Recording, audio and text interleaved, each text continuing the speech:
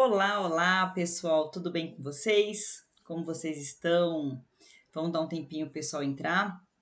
O programa de hoje está gravado, né? Infelizmente tinha um compromisso na terça-feira, não conseguia gravar o programa ao vivo, né? Como a gente sempre faz. Então, esse programa hoje foi gravado. Então, se vocês tiverem dúvidas, quiserem fazer comentários, podem fazer aqui embaixo, ou entra no meu Insta, coloca lá no direct que vocês quiserem falar. Fiquem à vontade. Infelizmente, hoje aqui eu não vou conseguir ver as perguntas e participações de vocês no chat, que eu gosto tanto, adoro essa interação, né? Nesse nosso programa de terça-feira. Mas hoje, infelizmente, por ser gravado, eu não vou conseguir, tá? Para quem não me conhece, meu nome é Helena Sapienza, eu sou delegada de polícia no estado de São Paulo, dou ministro aula de direito penal aqui no Que Concursos, e toda terça-feira, às 21 horas, a gente se encontra aqui no YouTube do Que Concursos, trazendo algum tema bem legal para a gente debater. A gente debate o tema, eu trago uma visão de plantões policiais, eu trago o dia a dia, trago exemplos, trago uma visão jurídica, trago um pouquinho de lei para a gente debater algum tema, né? E além da gente ter essa visão, né, do dia a dia policial e tudo mais, a gente tem também uma forma mais leve de estudar, né, de rever a matéria. Então, eu gosto bastante desse nosso encontro de terça-feira. Se você nunca assistiu, nunca acompanhou, depois entra aqui no canal, assista os outros, que estão todos muito bacanas, com uma participação super legal dos alunos. Vale a pena assistir, para estudar, para saber como funciona o dia a dia, para tudo isso. E hoje eu trouxe um tema extremamente polêmico, né? Infelizmente não vai ter participação de vocês, senão eu tenho certeza que ia ter divisões, opiniões bem divididas, né? Porque é um tema polêmico, cada um enxerga de uma forma. E eu trouxe aqui para a gente ter uma visão jurídica desse tema. E aqui a gente pode até falar das opiniões pessoais e tudo mais, mas para quem está estudando para concurso, deixar, né, para um outro momento sua opinião pessoal, para uma mesa de bar, para uma discussão em família, para algo assim, mas não trazer para as provas de concurso, porque quando a gente está estudando, quando a gente é concurseiro, nossa opinião não é muito bem-vinda em concursos, né? Aqui a gente traz letra da lei, a gente traz doutrina, traz jurisprudência. Quando o examinador, numa prova oral, fala o que você pensa sobre determinado tema, aí sim você pode dar sua opinião, sempre fundamentada, né? Fundamentar em lei ou em doutrina, ou em jurisprudência, fundamentar em algo jurídico, né? Mas aí sim a gente pode dar nossa opinião. Mas fora disso, por mais que sua opinião seja uma mega convicção, que você tenha certeza daquilo, é uma convicção sua, pessoal, baseada nos seus valores, nos seus entendimentos, às vezes até em valores religiosos. Então, isso não cabe no mundo jurídico numa prova. Então, quando a gente fala em aborto, né? Nosso tema hoje é aborto, um tema super polêmico. Todo mundo já vem com uma opinião pré-definida. Ah, sou contra, sou a favor, acho isso, acho aquilo, acho que tenho direito disso, daquilo. Mas a gente não traz essa visão pessoal, né? Carregada de conceitos nossos, da nossa educação, da nossa religião, da nossa família e tudo mais. A gente não traz isso para uma prova, tá? Para a prova a gente vai trazer conceitos jurídicos e tudo mais. Mas aqui a gente vai ter uma discussão bem ampla sobre o tema, tá? A gente vai começar entendendo o que é punido como aborto, o que é o crime de aborto, afinal, no Brasil. E esse tema hoje está muito atual, né? Muito tendencioso a cair alguma coisa, porque nós temos duas discussões jurídicas muito importantes, né? Primeiro que está tendo uma decisão se vai ter a descriminalização ou não do aborto, e outra que a gente teve alguns casos aí polêmicos, né? De meninas abaixo de 14 anos que não tiveram muito respeitado seu direito de praticar um aborto. Então a gente vai trazer essas questões e debater bastante isso para chegar num consenso, caso alguma coisa dessa seja pedida em prova de vocês, e também para nossa vida, para a gente saber o que está acontecendo por aí, né? O aborto, aqui no Brasil, ele é tratado como um crime contra a vida. E aí a gente pode falar, ué, mas é um crime contra a vida, vai matar uma vida, não sei o quê. Isso são conceitos pessoais de cada um, tá? É o que eu tô falando, traz a tua carga pessoal e tudo mais, mas aqui a gente tá falando de termos jurídicos, técnicos, científicos e tudo mais. Então, na verdade, friamente falando, o aborto não seria um crime contra a vida, mas sim um crime contra uma expectativa de vida, né? É a interrupção de uma expectativa de vida. Uma gravidez, se tudo der certo, se ela correr bem, ela tende a ser o nascimento de uma vida, tende a dar início a uma vida. Se tudo correr bem, muitas gravidezes não vão para frente, sofre um aborto, enfim, né? Tem gravidez que não vai para frente. Mas, a princípio, a gravidez é o meio pelo qual alguém vai nascer. Então, a gente protege aquela expectativa de vida, protege o direito daquela gravidez ir até o final e aquele ser nascer, né? Ficou até bonito. Então, isso é a proteção, né, que a gente busca no aborto. Só que no Brasil, o aborto foi inserido nos crimes contra a vida, então, para o nosso legislador, é considerado um crime que atinge o objeto jurídico vida, tá? Dentre os crimes contra a vida, a gente já sabe que tem homicídio, induzimento, instigação, auxílio ao suicídio, o infanticídio, e a gente tem o aborto, tá? Que é essa proteção dessa expectativa de vida, que entra no nosso Código Penal como um crime contra a vida. E isso é importante porque a gente teve uma pegadinha há pouco tempo numa prova, que o examinador trouxe pra gente alguns crimes contra a vida, e aí colocou lá o aborto, outra coisa para dar uma confundida, e teve gente que acabou derrapando aí nessa curva, né? Então, o aborto é, no Brasil, sim, um crime contra a vida. A gente tem no Código Penal tanto a criminalização da gestante que pratica o próprio aborto ou que permite que alguém pratique, quanto a punição daquele terceiro que pratica o aborto, com ou sem permissão. Então, é um crime que cada participante responde por uma modalidade criminosa diferente, responde por uma pena diferente. Então, é o mesmo fato, né? O aborto. Busquei uma clínica clandestina, o atendente foi lá e realizou meu aborto. Então, é um fato só, esse aborto, mas cada parte, eu e a pessoa que realizou o meu aborto, respondemos por crimes diferentes e penas diferentes, tá? Então, é importante a gente lembrar disso. Um fato só já dá ensejo a tudo isso. E a gente tem, então, no 124, a punição da gestante, que pratica o próprio aborto ou permite que alguém lhe pratique.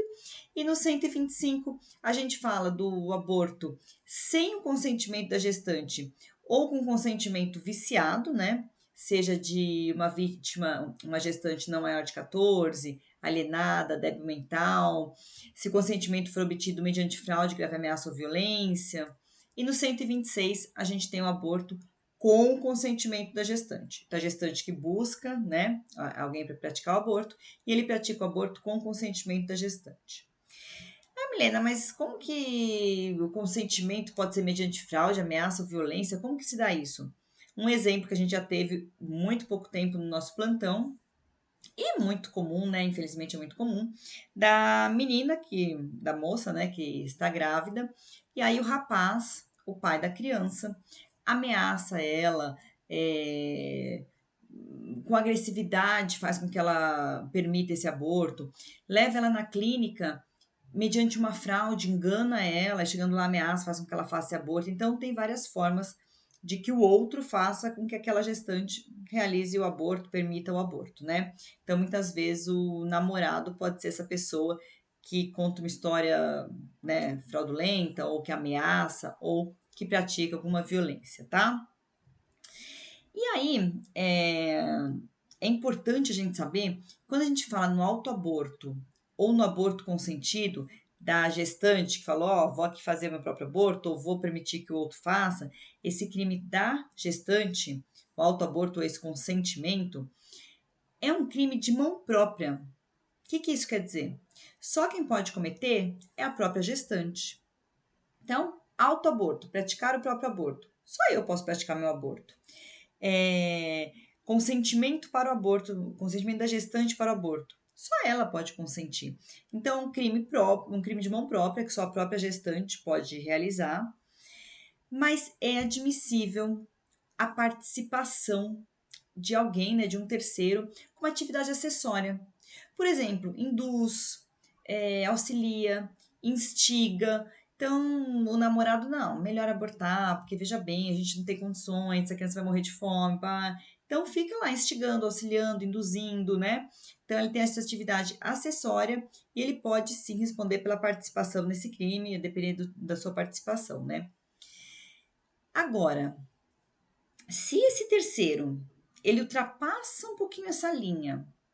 Ele sai dessa participaçãozinha aí, acessória, de induzir, instigar, auxiliar, e de alguma forma ele ajuda na execução, nos atos executórios. Tem muitas meninas que abortam enfiando algum aparelho, né, para tentar retirar o feto, alguma coisa assim. E aí, ó, então vou deitar aqui, você pega e põe esse ferro para tirar. Aí ele já saiu da seara de só estar dando, né, uma atividade acessória, uma participaçãozinha, já não é mais isso, ele está nos atos executórios, né? Aí, nesse caso, ele não responde como coautor, porque esse crime de mão própria, autoaborto ou consentimento, ele não admite essa coautoria. E aí ele não vai responder por nada? Vai. Aí ele já responde mesmo por esse autor do crime do aborto provocado, né? Aquele que faz o aborto na gestante com ou sem consentimento. Ele já vai responder por esses outros crimes, que é o 125 ou 126, tá? Isso é super importante, isso cai muito em prova, se admite participação ou não, se admite coautoria ou não. Isso é importantíssimo para as provas.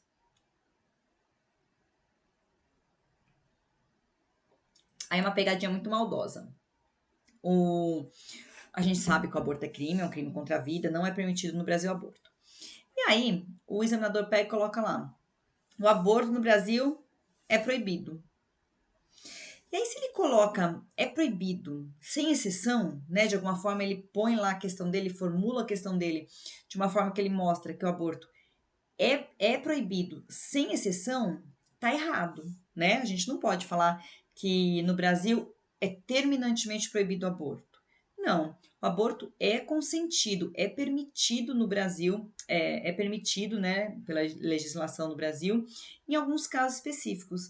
Então, a princípio é proibido, porém tem exceções, tem casos em que o aborto é permitido, tanto caso previsto na lei, quanto hoje por jurisprudência, por entendimentos, tá?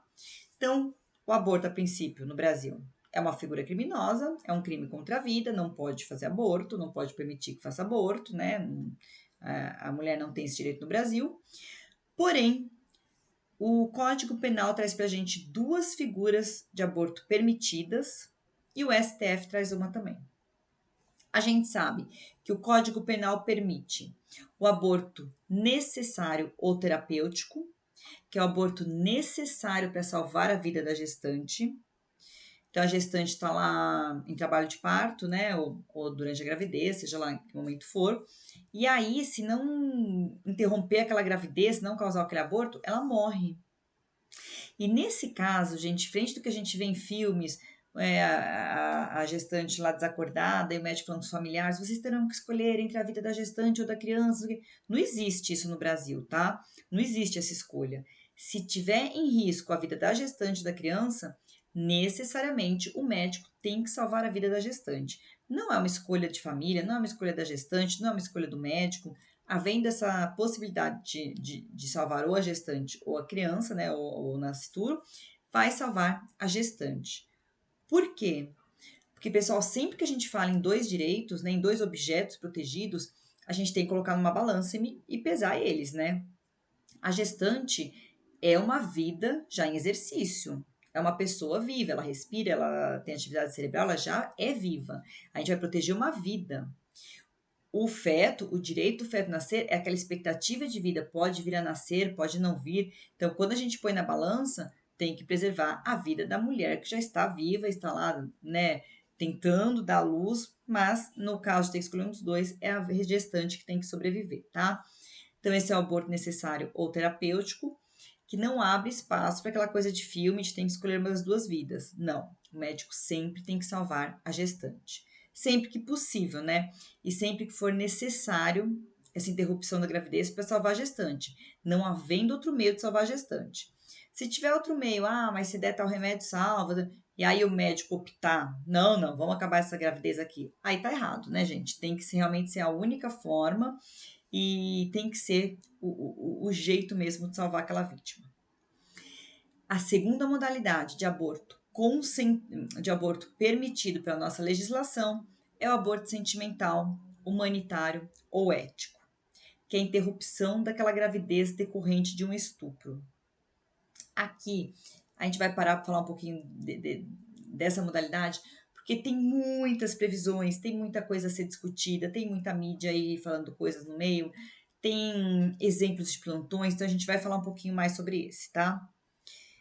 A vítima é vítima de um estupro, de uma violência sexual, engravidou, e aí quando ela descobre que ela está grávida, ela tem o direito de interromper aquela gravidez. O que ela precisa fazer para interromper aquela gravidez? Ela precisa fazer um boletim de ocorrência, ela precisa entrar com uma reclamação no MP, ela precisa dar início a essa investigação, ela precisa contar quem foi o autor desse crime. Precisa de alguma dessas coisas? Não, pessoal, o entendimento que prevalece hoje é que é um direito da gestante, né, da vítima de estupro, interromper aquela gravidez. Ninguém é obrigado a carregar o fruto de um crime terrível, né, um dos piores crimes do Código Penal. Aí não digo o pior, porque, né, a gente tem crimes horríveis, mas é um dos piores crimes que tem no Código Penal.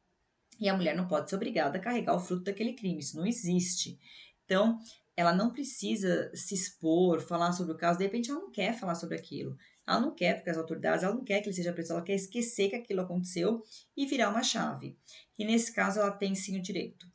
E como que vai funcionar isso? Se ela não precisa fazer BO, não vai passar pelo IML, como que funciona isso?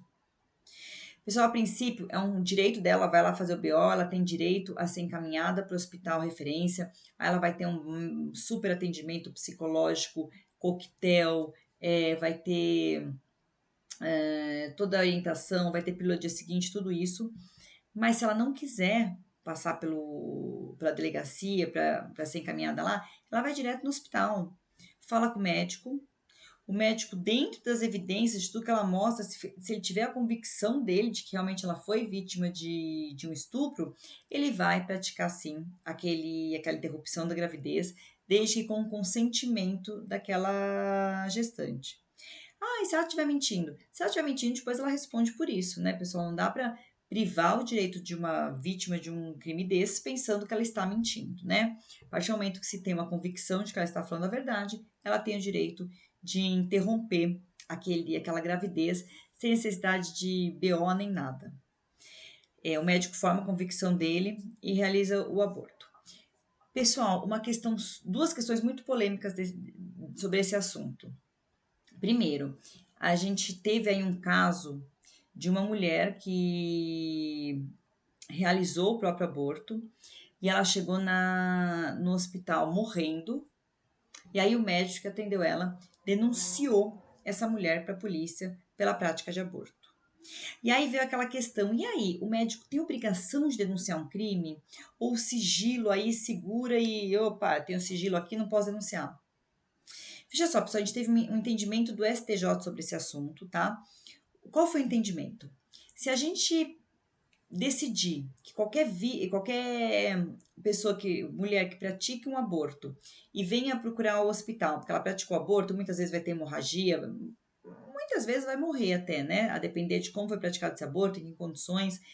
E aí, se a gente falar que, se procurar um médico, você vai ser presa.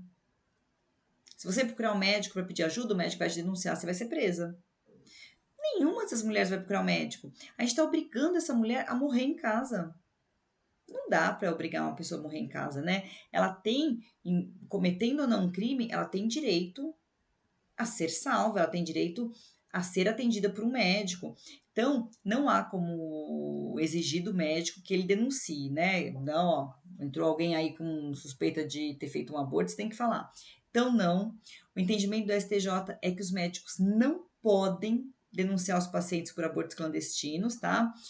A sexta turma do STJ concluiu isso, porque decidiu que os médicos precisam respeitar o sigilo profissional. E ele é o confidente necessário. Aquela vítima, aquela gestante, para ela sobreviver, para ela poder se cuidar, ela tem que confiar naquele médico, né? Então, se a gente não puder confiar no médico, ele vai sair por aí falando que eu cometi um aborto, que eu fiz isso, aquilo, eu não vou procurar um médico. Isso não pode acontecer. Então, a STJ decidiu que é proibido o médico de denunciar, porque ele tem esse sigilo, ele é o confidente da gestante, ele não pode atuar desse jeito, tá? Então, essa é uma questão importante. E a outra que também é importante, né, saber os requisitos para a vítima de estupro poder fazer esse tal de aborto. E outra questão super polêmica é a vítima de violência sexual menor de 14 anos. Veja só, pessoal, menor de 14 anos, pela nossa legislação, a gente já estudou isso, já vimos isso juntos para quem assiste as minhas aulas, né? Menor de 14 anos, pela nossa legislação, é incapaz de consentir qualquer ato sexual, qualquer ato libidinoso. A pessoa menor de 14 anos, ela não tem capacidade para isso. Então, ela quis praticar um ato sexual com alguém, com um homem ou com um adolescente, seja lá quem for, ela quis isso e depois se arrependeu, depois ficou grávida. Veja, ela não tem como querer isso, a nossa legislação não permite. Menor de 14 anos não tem capacidade de anuência para um ato libidinoso. Qualquer ato libidinoso com menor de 14 anos é necessariamente um estupro de vulnerável. Independente da vontade dessa vítima, independente da profissão dela, se ela se prostitui ou não, da roupa que ela usa, da experiência sexual dela, não importa, gente. A vulnerabilidade da menor de 14 anos é um critério etário objetivo. É assim que a nossa legislação quer. Então, menor de 14 anos não pode praticar nenhum ato sexual. Se ela está grávida, é porque ela necessariamente foi vítima de um estupro de vulnerável. Ela tem o direito à interrupção dessa gravidez. A interrupção da gravidez decorrente de estupro, né, ela tem que ser feita por um médico e mediante o consentimento, né, o pedido daquela gestante. Nesse caso, da menor de 14 anos, do seu representante legal. Então, tá grávida, menor de 14 anos, vai poder praticar o aborto. Gente, não existe juízes e promotores ou defensores, seja lá quem for, dificultar esse direito. Não existe, por questões pessoais, religiosas, seja lá o que for, alguma dessas figuras da justiça que tem que garantir esse direito de interrupção da gravidez para essa menina, não existe que alguma dessas figuras dificulte esse direito, né? Então, uma dessas pessoas vai chegar para ela e ficar convencendo ela a ter essa criança dar para adoção, ou vai, não, carrega mais um pouco, ou vai ficar falando coisas horríveis para que ela não tenha coragem de fazer e vai obrigar aquela menina a levar aquela gravidez adiante.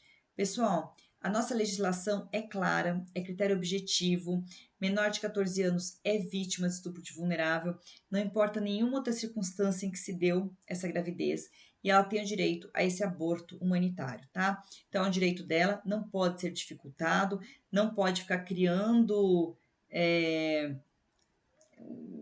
regras, né? Ah, não, se não fizer isso não pode, se não denunciar não pode. Não, não é necessário denunciar para ter direito ao aborto. Ela é menor de 14 anos, ela é, ela é expressamente uma vítima de estupro de vulnerável pela nossa legislação, não tem nada a ser discutido. Ela tem o direito a essa interrupção dessa gravidez, tá? Teve muita mídia, muito barulho, um caso aí, né, da menina, que acho que tinha 13 anos, não lembro, que ela tentou interromper a gravidez, e aí no fim tiveram figuras aí do judiciário que deveriam garantir a ela esse direito, né? Não sei se foi defensoria, MP, se foi juiz, enfim, não sei exatamente que figura foi, mas as pessoas que deveriam garantir a essa menina o direito dificultaram e ela chegou num grau lá da gravidez já tão avançada que já era até difícil em falar em fazer um aborto, tá?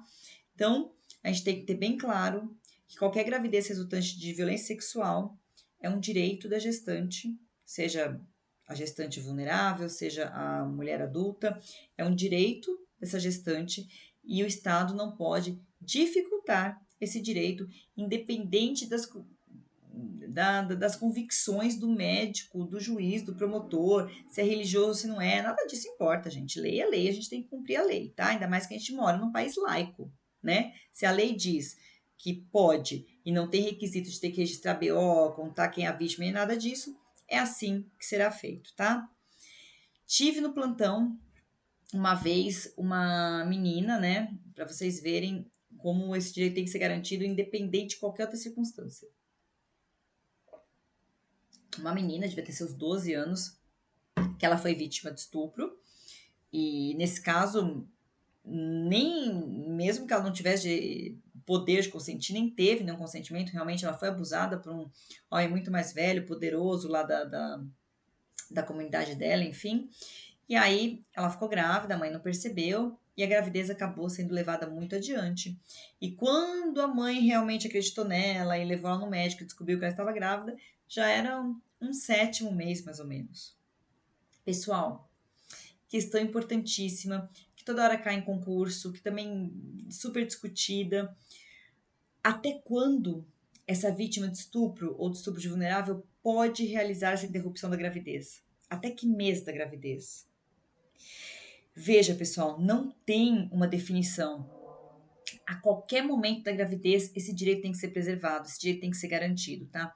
Lógico que se a gravidez já chegou no final e dá para fazer um parto, vai se optar por fazer um parto e entregar a criança para adoção, porque já está a criança pronta, é só tirar, não fazer uma interrupção de gravidez, não é nem o que falar em interrupção de gravidez, já tem lá a criança formada, né? E aí é mais perigoso até tentar matar aquele feto do que fazer o parto. Então, lógico que as condições têm que ser levadas em conta. Mas se cair na prova de vocês, até quando pode ser feita essa interrupção da gravidez? A qualquer tempo. Não há um limite, tá? Dentro do que não seja perigoso para a vítima e tudo mais, a qualquer momento pode ser feita essa interrupção da gravidez. Ah, não tem que ser até 2 meses, até 3 meses, já caiu numa prova isso, pessoal. Não tem essa barreira, tá? Ah, a vítima de estupro só pode interromper a gravidez até o 1º mês, até o 2º mês.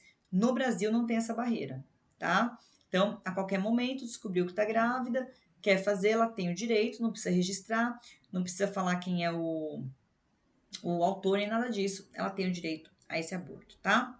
A essa interrupção de gravidez. E agora a gente vai entrar em assuntos extremamente polêmicos. O último é mais de todos, né? Que a gente vai falar um pouquinho sobre a descriminalização do aborto, que é um tema muito polêmico, que eu sei que vai gerar muito burburinho aqui, sou contra, sou a favor, tudo mais, mas a gente vai ver a visão jurídica disso, tá? Pode cair numa prova oral, pode cair numa segunda fase, então a gente tem que falar um pouquinho sobre a visão jurídica da descriminalização do aborto, tá? Então vamos lá. Primeiro a gente vai falar sobre o aborto de feto anencéfalo. Gente, a anencefalia, ela é uma condição no qual o bebê nasce com o cérebro subdesenvolvido e sem a calota craniana. Nesse caso, não há o que se falar numa expectativa de vida, né? Ou não vai nascer, ou vai nascer e durar muito pouquinho, não tem condições de sobrevivência, tá? Isso é cientificamente comprovado, a medicina comprovou isso, não há o que se falar. Então, se tem essa condição, se tem essa anencefalia, não tem essa expectativa de vida, não vai nascer e viver, tá? Pode ser que nasça, fique uns minutos, umas horinhas e tal, mas não tem possibilidade de viver. E aí o STF entendeu que a gestante tem que ter o direito de interromper essa gravidez a qualquer momento.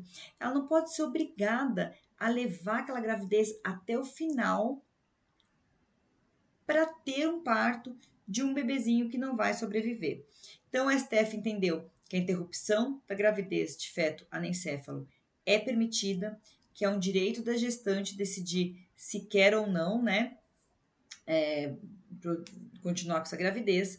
E isso hoje já é um entendimento pacífico do STF. Se cair em qualquer prova, podem falar com toda a certeza do mundo que é totalmente permitido no Brasil hoje a interrupção da gravidez de um feto anencéfalo, tá?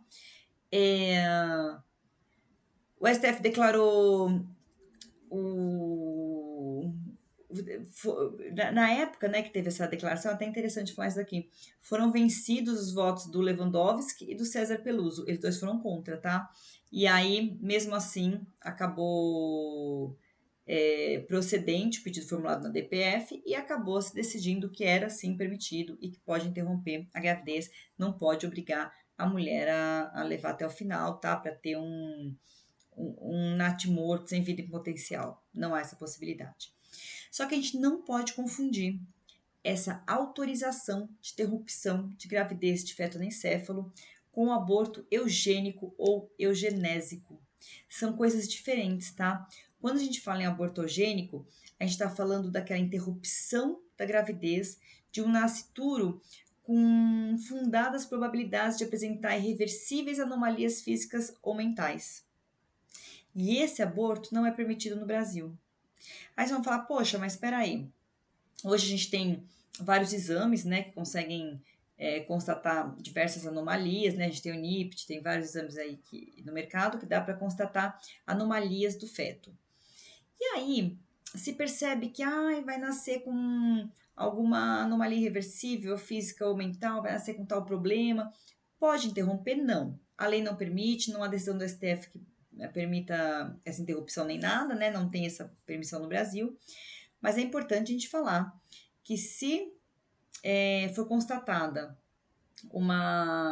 alguma síndrome incompatível com a vida, então eu faço lá o exame, tem a síndrome tal, isso aqui é incompatível com a vida, não vai conseguir nascer, se nascer vai durar horinhas e infelizmente não vai ter vida, papapá, alguma coisa nesse sentido, a gente tem que saber que por ação judicial é possível aquela vítima, aquela gestante pleitear a interrupção daquela gravidez, tá? Então entra lá com uma liminar, pede juridicamente, é possível tentar uma interrupção de gravidez no caso específico, comprovando por lado médico e tudo mais que aquela gravidez é inviável e não tem uma potencial vida naquela gravidez, tá? Mas é importante a gente saber que expressamente, a gente só tem 2 previsões de aborto permitido no Brasil, né, que é a decorrente de estupro para salvar a gestante, que por entendimento do STF, por decisão do STF, a gente só tem a possibilidade de interromper a gravidez do feto anencéfalo, e quando a gente fala em aborto eugênico ou eugenésico, a princípio não há possibilidade de interromper essa gravidez, no Brasil não é permitido, mas se aprofundar muito a questão, se for uma prova oral e quiser aprofundar, e vocês quiserem conversar mais sobre o assunto, é possível falar que essa gestante pode tentar juridicamente, por meio de uma liminar, tentar uma autorização para interromper aquela gravidez que não tem potencialidade, tudo mais, né, de vida, mas a princípio não há nenhuma decisão no assunto, seria uma coisa individual que aquela pessoa tentaria impetrar, tá? Isso eu acho super importante a gente saber. E aí a gente entra no tema mais polêmico de todos, da descriminalização do aborto. Podem até pensar que eu fiz aula já gravada para não ter que entrar em debate, né, pessoal? Mas não foi não, tá? Foi coincidência. Já tinha pensado nesse tema, que eu acho um tema importantíssimo para a gente falar, ver, né, vários pontos. Mas aí, infelizmente, eu tinha um compromisso e eu fiz gravada. Mas não foi para fugir do tema não, tá? Quem quiser entrar no meu Insta, pode provocar, que a gente converse sobre o tema. O STF decidiu aí que o aborto está descriminalizado? Existiu alguma coisa nesse sentido? A gente está ouvindo falar e está todo mundo em dúvida, tem, não tem? Como é que está isso? Pessoal, é uma questão que está sendo discutida no STF, ainda não tem uma decisão, tá? Vai ter que voltar a discussão, vai ter que voltar o tempo para a gente chegar numa decisão final. Mas é importante saber o voto da ministra Rosa Weber. Ela votou pela descriminalização nas primeiras 12 semanas da gestação, tá? Para quem aí já, né, tem filho e tal, sabe que a gente conta por semanas, né? 12 semanas seria aproximadamente uns 3 meses, né? Cada mês tem aproximadamente 4 semanas, 4, 8, 9, 10, 12, uns 3 meses, né? Então, seria mais ou menos isso, só para a gente ter uma visão de até que ponto da gravidez, né? Então, o voto dela, né, é pela descriminalização até a 12ª semana. Super bacana o voto dela, cheio de fundamentos, então vale a pena ler quem tiver interesse, tá? Não vou falar sobre tudo que ela fala, mas quem tiver interesse em ler o voto da ministra, vale a pena, tem muita fundamentação, pode vir a ser perguntado em alguma prova, né? Como ainda não é uma questão decidida no STF, acho difícil perguntar detalhes do voto, mas acho interessante ler e saber o porquê ela está defendendo, tá?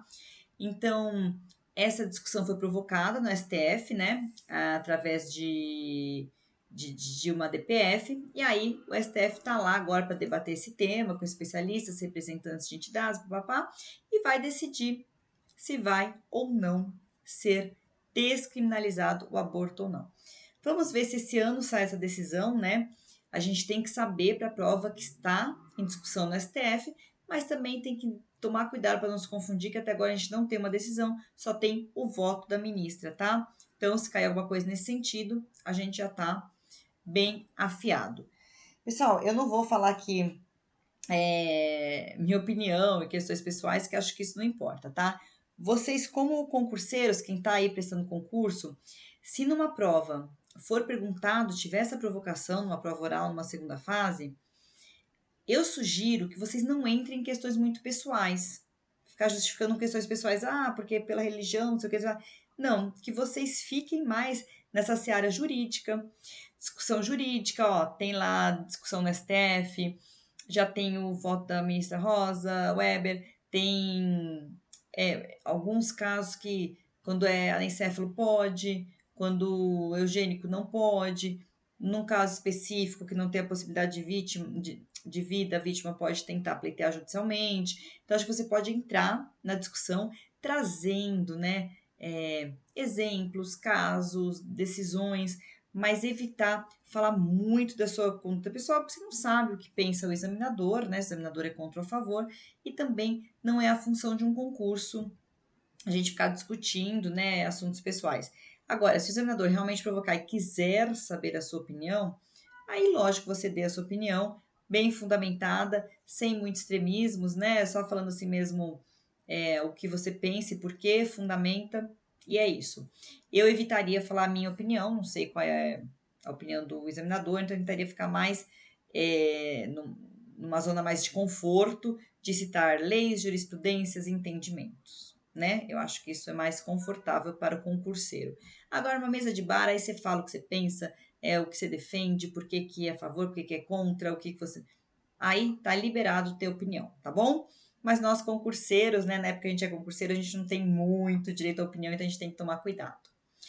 Pessoal, acho esse tema super importante que trazer para vocês, porque eu queria mostrar para vocês um pouquinho como isso acontece na prática, como se dá no plantão policial, como têm sido as decisões, o que pode cair na prova de vocês, principalmente numa segunda ou terceira fase, né? Que é um tema mais aprofundado. Eu espero que vocês tenham gostado.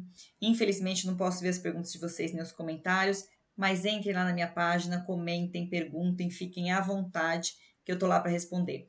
Quem tiver sugestões de temas também pode colocar aqui ou entra na minha página e dar sugestão de temas, que eu quero temas legais, pode provocar e tudo mais, para a gente debater toda terça-feira às 21 horas.